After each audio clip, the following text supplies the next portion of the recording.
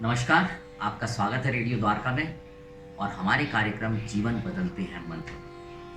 आज हम डॉक्टर श्रीराम आचार्य से जानेंगे कि मंत्र फल क्यों नहीं देते। तो अब आपका ज़्यादा समय नहीं लेता, सीधा लेके चलते हैं डॉक्टर श्रीराम आचार्य के पास।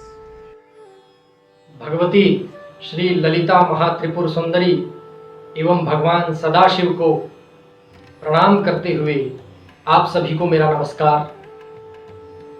आज की आपकी जिज्ञासा है कि मंत्र फल क्यों नहीं देते हैं एवं हमें किन किन बातों का ध्यान रखना चाहिए जिनसे कि हम मंत्रों के शुभ फल को प्राप्त कर सकें। अपने ज्ञानानुसार एवं सामर्थ्यानुसार इस जिज्ञासा को शांत करने का मेरा प्रयास रहेगा। किसी भी मंत्र की साधना में उसका प्रभाव नहीं मिलने के पीछे एक बहुत बड़ा कारण होता है, वह है श्रद्धा एवं विश्वास की कमी। यदि आप किसी भी मंत्र की साधना करते हैं और आपको उस देवता में अथवा उस मंत्र में श्रद्धा एवं विश्वास नहीं है तो आपको उसका शुभ फल नहीं मिलेगा। इस संबंध में स्वयं भगवान ने कहा है, अज्ञश्च अश्रद्धानश्च संशयात्मा विनश्यति। अर्थात जो व्यक्ति अज्ञान में रहकर श्रद्धा रहित रहकर कर्म करता है उसके मन में निरंतर संशय उत्पन्न होते हैं और संशय उत्पन्न होने के कारण विनश्यति अर्थात उसका विनाश होता है, उसके शुभ कर्मों का, उसके तप का नाश होता है और उसे शुभ फल प्राप्त नहीं हो पाता। ज्योतिष शास्त्र के अनुसार उचित मार्गदर्शन में हमें अपने आराध्य देव तथा मंत्र का निश्चय करना चाहिए। यदि हमने हमारे ग्रहों की स्थिति के अनुसार उचित ज्योतिषीय परामर्श में हमारे आराध्य देव तथा मंत्रों का निश्चय नहीं किया है तो भी मंत्र साधना के शुभ फल प्राप्त करने में संशय होता है। यदि हम किसी भी विशेष कामना की पूर्ति के लिए मंत्र साधना करने जा रहे हैं तो उस मंत्र की गुरु द्वारा दीक्षा लेना अत्यावश्यक है। यदि हम गुरु द्वारा दीक्षा लिए बगैर मंत्र साधना करते हैं तो भी उस मंत्र का फल नहीं मिलता है।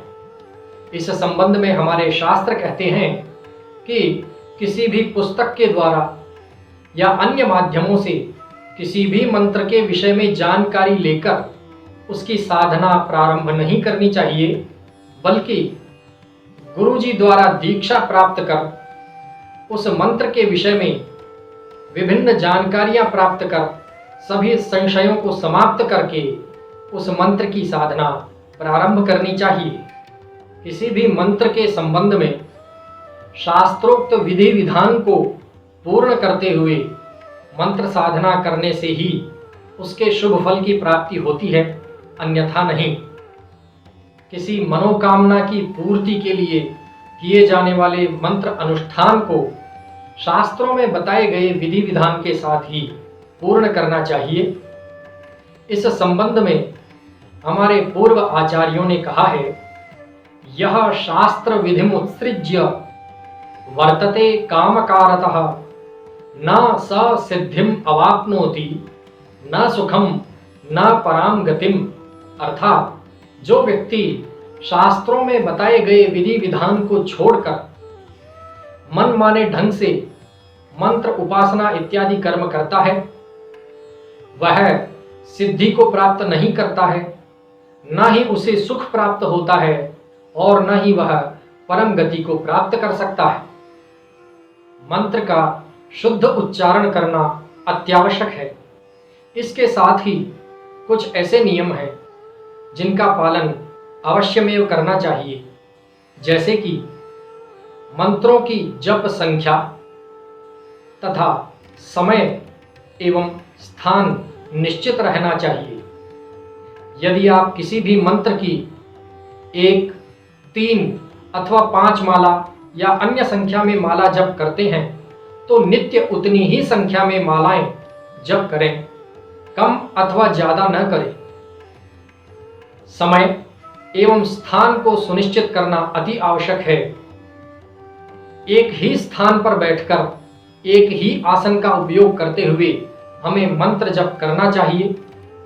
एक निश्चित समय पर नित्य मंत्र साधना करना बहुत शुभ फलप्रद होता है। इसे आप एक छोटे से उदाहरण से समझिए। आप नित्य अपने घर की छत पर अथवा किसी पार्क में पक्षियों के लिए दाना डालते हैं, उनके लिए जल रखते हैं। यदि आप 20 दिन तक लगातार उनके लिए दाना रखेंगे, जल रखेंगे एवं 21वें दिन नहीं रखते हैं, तो भी वे पक्षी 21वें दिन वहां उस नियत स्थान पर आपका इंतजार करेंगे। मंत्र साधना में भी कुछ ऐसा ही है। मंत्र साधना को निराशा के कारण कभी भी त्यागना नहीं चाहिए। मनुष्य सांसारिक प्राणी है। हम सभी अपने परिवेश में रहने वाले प्रत्येक व्यक्ति से कुछ न कुछ आशा रखते हैं। मंत्र साधना करते हुए भगवान से भी हम अपनी मनोकामना पूर्ति की आशा रखते हैं। हमारे इच्छित समय में जब हमारी मनोकामना पूर्ण नहीं होती है, तो बहुत से व्यक्ति निराशा में डूबकर उस मंत्र साधना को वहीं बंद कर देते हैं, छोड़ देते हैं। ऐसा बिल्कुल नहीं करना चाहिए।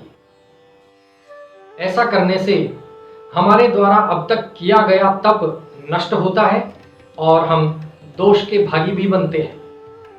इस प्रकार हमने मंत्र साधना से संबंधित कुछ ऐसे नियम जाने, ऐसी सामान्य बातें जानी जिनका अनुसरण करते हुए हम अपनी मंत्र साधना को पूर्ण कर सकते हैं, उनका शुभ फल प्राप्त कर सकते हैं तथा अपनी मनोकामनाएं पूर्ण होने के साथ साथ परम गति प्राप्त कर सकते हैं। धन्यवाद।